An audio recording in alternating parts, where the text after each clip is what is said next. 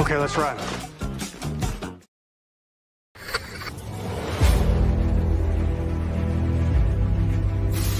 Your mission, should you choose to accept it. It's a quest. It's a quest for fun. Well, The Rock says, why don't we just cut right to the chase? Okay, now he wants to get together. Well, he wants to talk. I want you to do me a favor. I want you to tell all your friends about me. It's showtime, folks! What are you?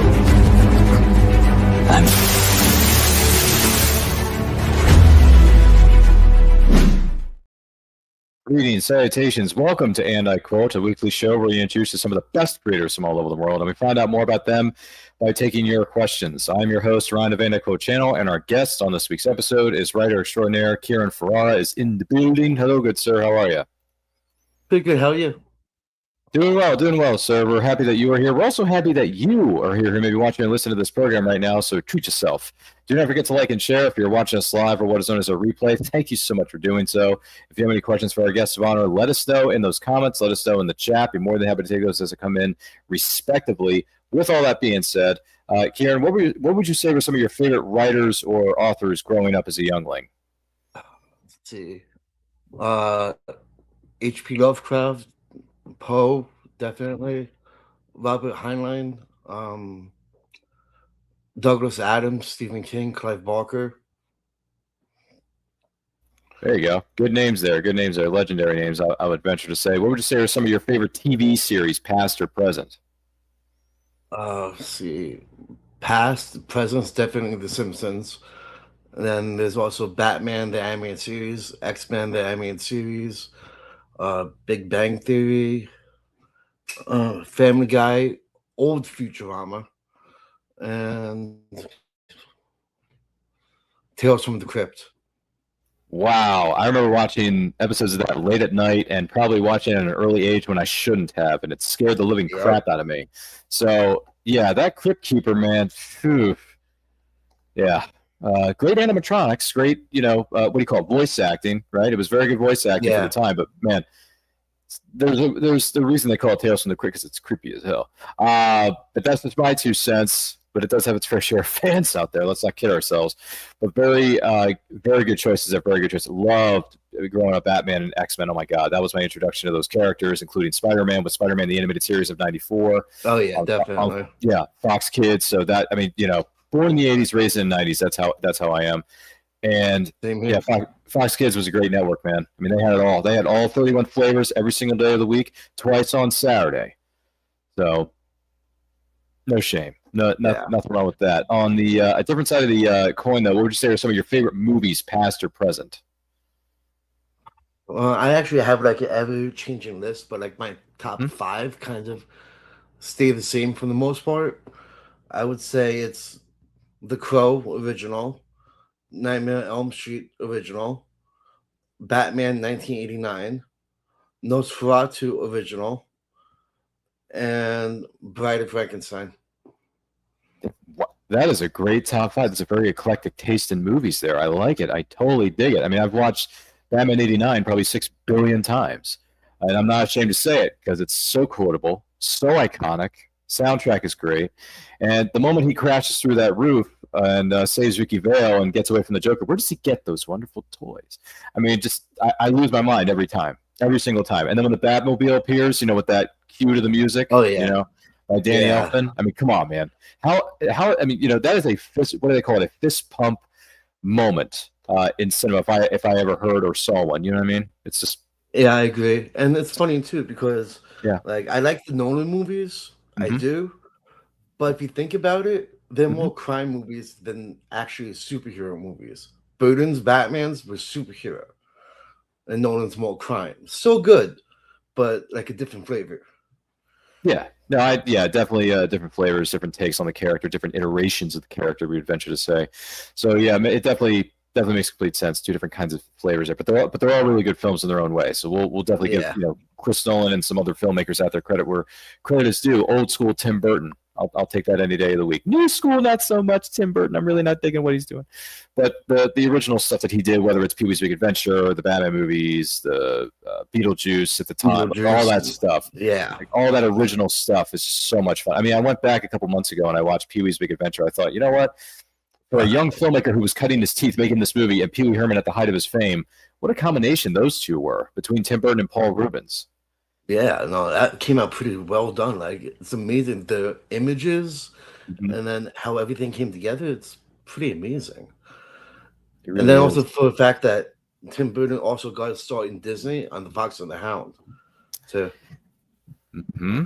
I almost forgot about that. Thank you for reminding me of that. Yeah, Fox and the Hound. I remember watching that a couple of times as a kid on VHS. Anybody remember the giant bricks you had to put inside a VCR? Anybody remember those? Yeah, that's taking me back a few years. I'm sorry.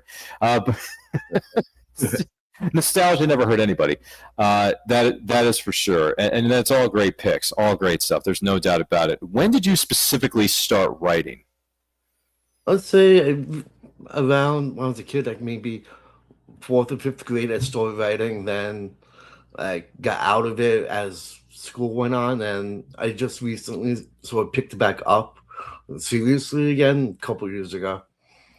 Oh, there you go. All right, nothing wrong with that. What, from a general sense of the word, what would you think are some of the rewards about being a writer in a general sense?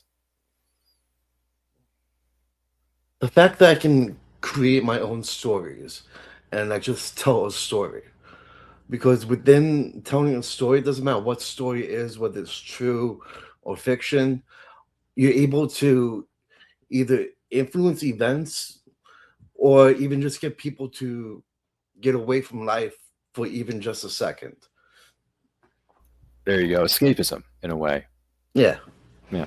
Escapism is always a good thing. And flip side of the coin, though, what would you say are some of the challenges about being a writer? The actual writing part and time. Yeah, because definitely. It's like any talent or anything that you do. It's not. You think it's easy. Anyone can come up with a story. I mean, come on, you got Jack and Joy, you got Dr. Seuss. Very simple stuff. Until you actually try and write it, then not so simple. So you have to keep practicing at it, keep trying, and yeah.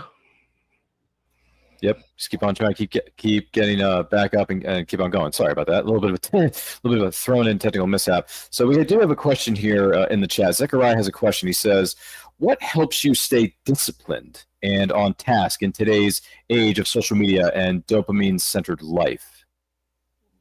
That's a good question. That's a really good question. I would have to say, when I actually am in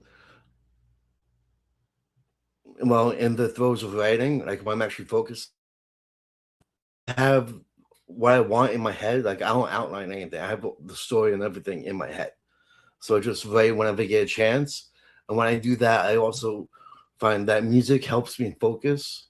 Music I listen to helps me focus on what I'm writing. And then I'll just write for whatever spurts I can. And then once I'm done for the day, because I can't think of anything else, I'll leave it and pick it up the next time. So it really, for me, it's in the moment and what I'm listening to in the moment.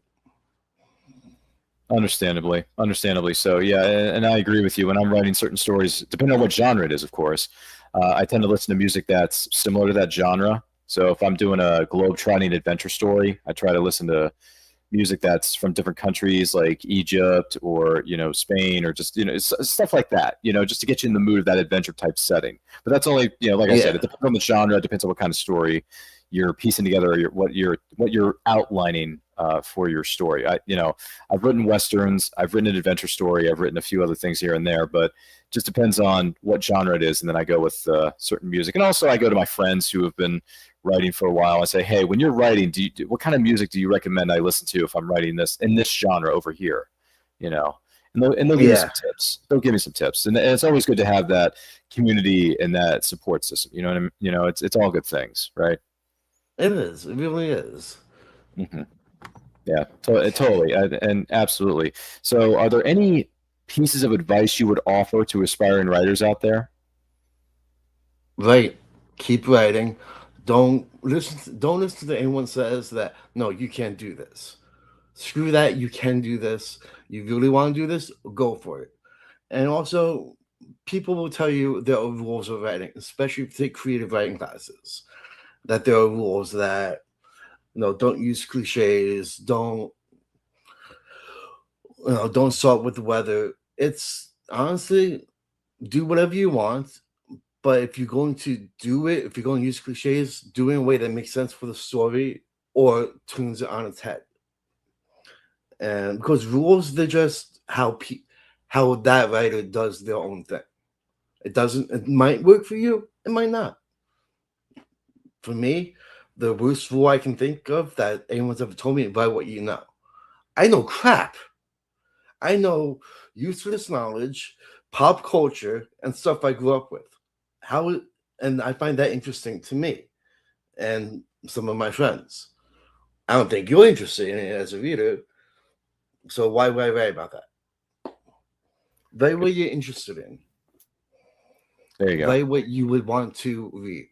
That's the best advice I can give. And we appreciate it all the same here on and I quote, and Zechariah has more of a comment than a question. He goes on to say, love your outlook on the best practices, Kieran. There you go. So he appreciates you for saying, for the advice and all that kind of stuff. That's what Zechariah, I believe that's what he was getting at. So there you go. And once again, we are here with Kieran Ferrara on And I Quote. Don't forget to like and share. If you have any questions for him, let us know in the comments, let us know in the chat. And thank you to everybody who has chimed in thus far. So let's talk about this for a second here. Nobody's Knightmares, Volume 1, Knightmare spelled with a K. Hello. Speaking of Dark Knights, just out of curiosity, what exactly is this, and how did this story or series of stories come about for you? Oh, this is kind of, I know you know the Odyssey.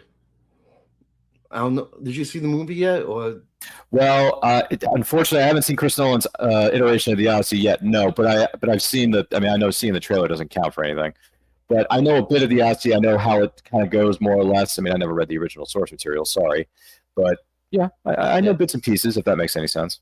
Okay, now here's a question for you, and with the work like this, like specifically with work like say the Odyssey, when you got a movie based on an ancient epic poem that's been widely known for years throughout the world, would you consider stuff that's happening in it spoilers or?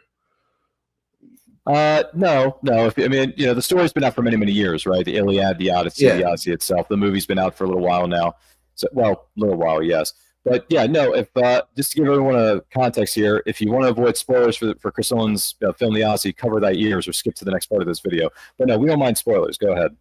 Okay, so in the Odyssey, I haven't seen the movie, but in the story, there's this part where Odysseus and his crew go to an island, and they encounter the sleeping giant Cyclops.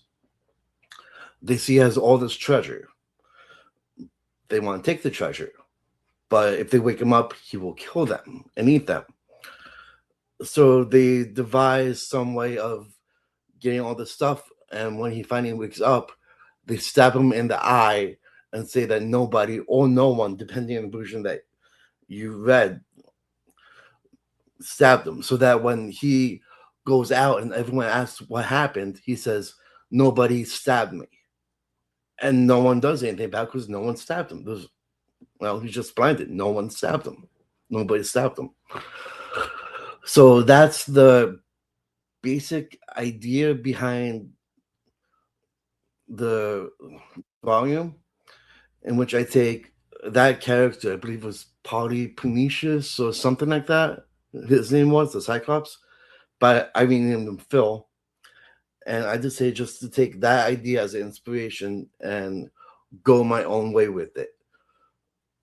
So in my story, in volume 1, it's more of this is the beginning of Phil's journeys. And he has the nightmares because best way I can explain is that like history wise, they did have like mushrooms and drugs and tea and stuff that they actually put within the tea when they were doing like the festivals and stuff, and even for visions. So he's has a birthday party. They drink this tea, and he starts getting nightmares.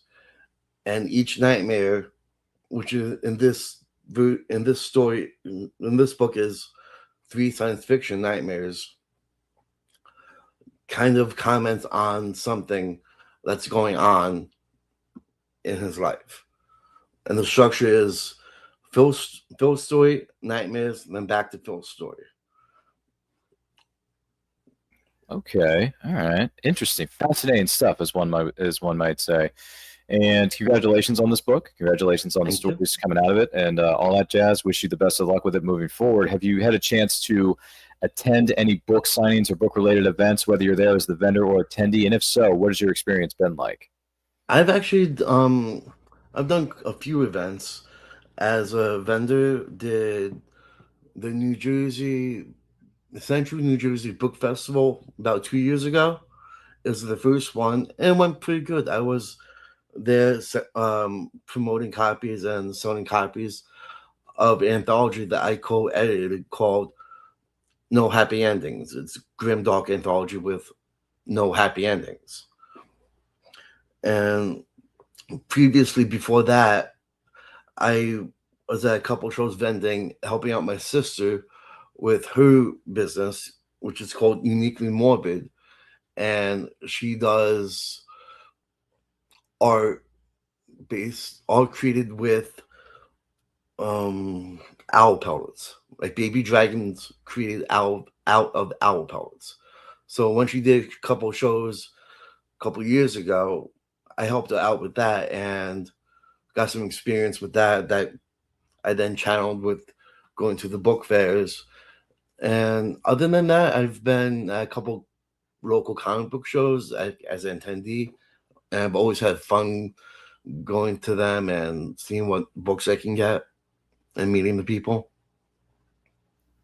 Well, that's great. That's fantastic, and I'm glad you've had a great experience at all those. And yeah, New Jersey has a ton of shows, so that definitely no shortage of that. And then across the waters over there, there's New York Comic Con in the Javits Center. So there's that one, which is one of the biggest shows in the world.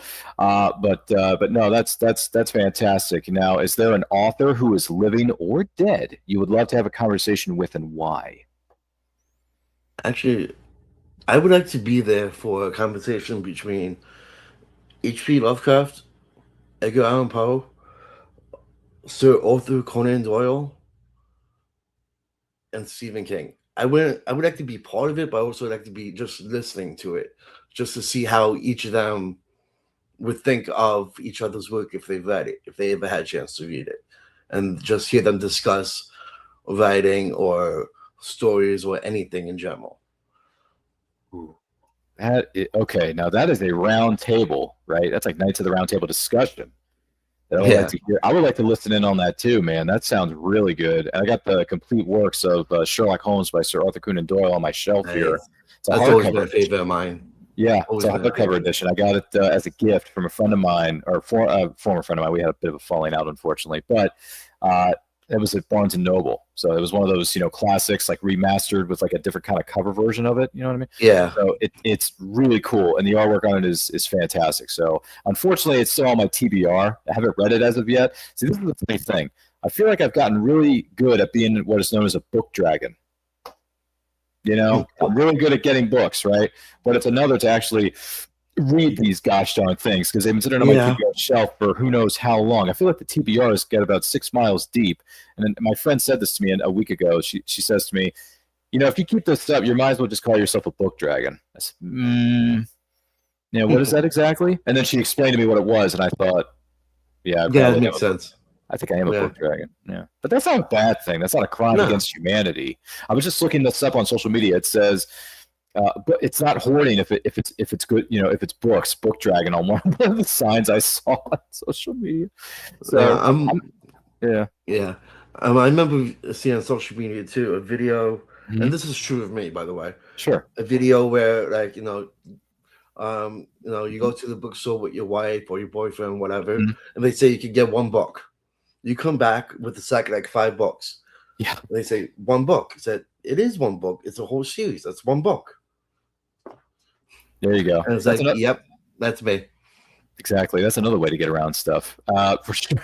For sure. I think I need to get a sign on one of the online stores, whether it's Etsy, Amazon, whatever, and just hang it up on my wall and says, enter the lair of the book dragon, or something like that. Something like that. I don't know. I got to look this up and see what I can find. And my friend who called me this about a week or two ago, you know who you are. I'll text you. I'll let you know what I find. All right. We'll figure something out on a different side of the coin here. But with all those authors sitting around a round table and having a great discussion, what would you say are 3 books that belong on everyone's bookshelf? 3 fictional books, if you will. That's a really, really good question. Okay, one of them is definitely The Hitchhiker's Guide trilogy by Douglas Adams. The entire collection. That as one book, that's definitely one of them. Say another would be Pet Sematary by Stephen King. And it's because of the concept of that story. And I don't know about you, but I have 2 kids. One's 12 now, and one's 8. Well, no, 7. One's 12 and one's 7. But in the book, when that truck, like reading it as an adult, as a parent now, like when that truck comes and almost hits the little boy, it's like, holy no. I totally understand why he's doing it. And I'm with him. Despite whatever happens, I'm with him. I totally get it. And see, 3rd book.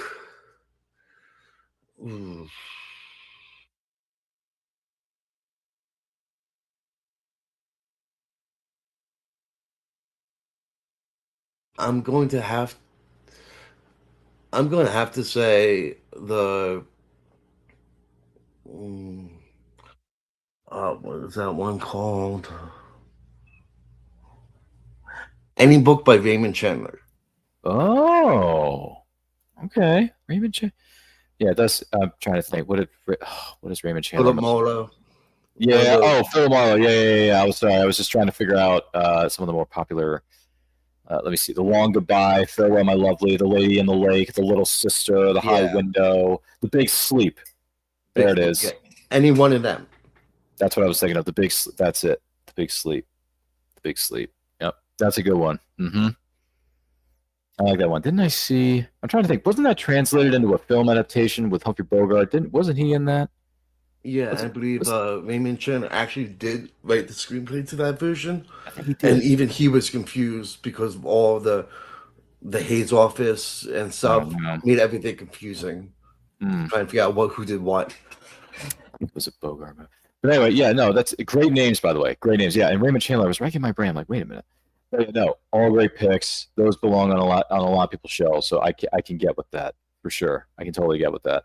Stephen King, I know this is going to sound cliche. I've not read Stephen King yet, but I do have, what's the one we have back here? I have The Dark Tower on my TBR. So there's that. I haven't read that one yet. Never read that tower? I started to, and then no. I just couldn't get into it. Okay. All right. Actually, I just remembered it's not The Dark Tower. It's part of The Dark Tower as a series, but the book I have specifically is called The Gunslinger. The Gunslinger. So that one's on my TBR because, I mean, I like Westerns. I like characters who are gunslingers. So it kind of goes hand in hand. Granted, it's a Stephen King take on different kinds of the story, but look forward to reading it. I just haven't got, like I said, I haven't gotten around to it yet. So that is on my TBR. I am going to read it. It's going to happen, ladies and gentlemen. When it does, I will post my review on Goodreads. I do it all the time. As soon as I've done a book, post a review about it on Goodreads before it leaves my brain. Because as soon as you're done the book and it's still fresh on the brain, write all your thoughts and feelings about that book at that particular moment. Because if you wait too long, it's going to, Yeah, you have to reread it again to, agreed. Mm-hmm. It'll go out of your memory or go out of your brain. So it's just one of those things that we have to do around here, which is, a lot of fun reading books. Because all we got to do, folks, is take a look. It's in a book. And with that being said, Rainbow. Exactly. Yeah. So you caught that. Thank you. Yeah. I mean, 99% of the people who've been on the show in the last 6 years that we've done this have caught on to that. And I always like to drop that phrase because it's true. All we got to do is just take a look. It's in a book because there's so many different books written by so many different people about so many different, subject matters. And fiction is just, I mean, you know what they say about fiction? The sky's the limit. You can go anywhere with it. Honestly, you can go anywhere. I mean, if you want to write a book about dragons, which we were talking about book dragons earlier, hey, I'm sure there's a book out there about dragons, or people being able to control dragons, something like that. Game of Thrones, maybe some other stuff. I don't know. I know Game of Thrones is some of the more popular titles, but hey, what do I know? I've only seen bits and pieces of the show, no pun intended, and I haven't read anything written by George R.R. Martin because I hear he takes like 80 years just to write one book. So yeah, it's been. I've only read part of the first one. Really? I've seen the show. I like the show. I like the book.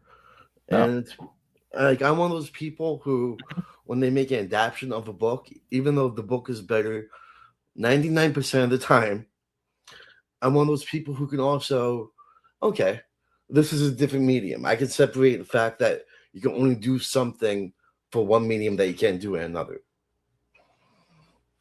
And it doesn't bother me like too much with like how they change stuff because of that. Yeah. With book to movie adaptations or book to TV series adaptations, everybody takes creative liberties with the story. They always have and they always will. This isn't exactly breaking news. Yeah. So just saying to a certain degree. But I do want to take an opportunity to say thank you so much to Kieran Ferrara for being our guest on this week's episode of And I Quote. This has been enlightening, and hey, we learned something new today about book dragons. So with that being said, Kieran, thank you so much for being here and taking time out of your schedule to be with us and share more about your story and the stories you're coming out with and all that jazz. Now, if someone wants to know more about you or purchase copies of your books, where can they follow you? Oh, I'm on Facebook. You can check me out at author Kieran Ferrara, and I'm also on Twitter as @ZombieRisers. And to purchase books, they're available on. Well, this book will be coming out September 5th on Amazon, Barnes & Noble, all retailers as print, and as ebook only on Amazon, only on Kindle and Kindle Unlimited for now. If you want to purchase like an autographed copy of the book, or I have a couple of short stories that are ebook only, go onto my website, KieranFerraraBooks.com. You can purchase them there. Awesome. Thank you so much, sir, for being with us. And we made sure to link.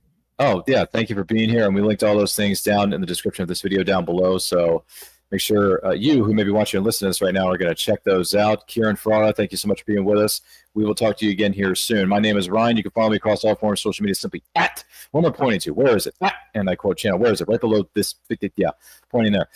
Check out past episodes of And I Quote. And I Quote normally drops on Saturdays, 12 p.m. Eastern Time. And then movie watch-alongs where we celebrate a certain movie turned to a certain age. Or on Friday night, 7 p.m. Eastern Time for the month of August. We're going to be celebrating 10 years of Hell or High Water. And then the week after that, we'll be celebrating... oh gosh, why am I blanking on it? Good Lord.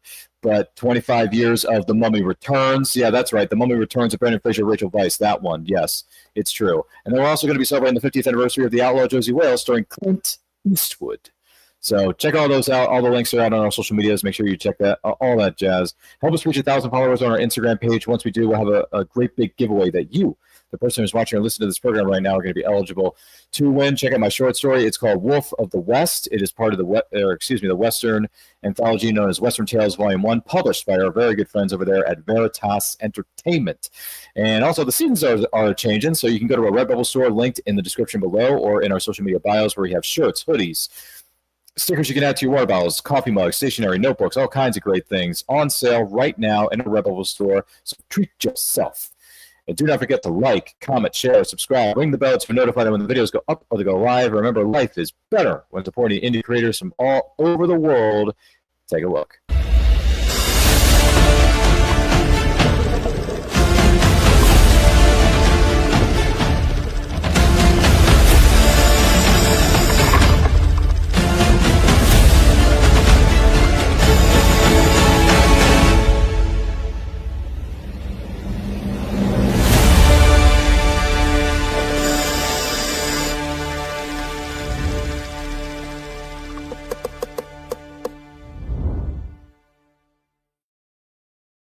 Author Cindy Kep is writing on the edge. Books include Remnant in the Stars, The Loudest Actions, Lines of Succession, Mindstorm,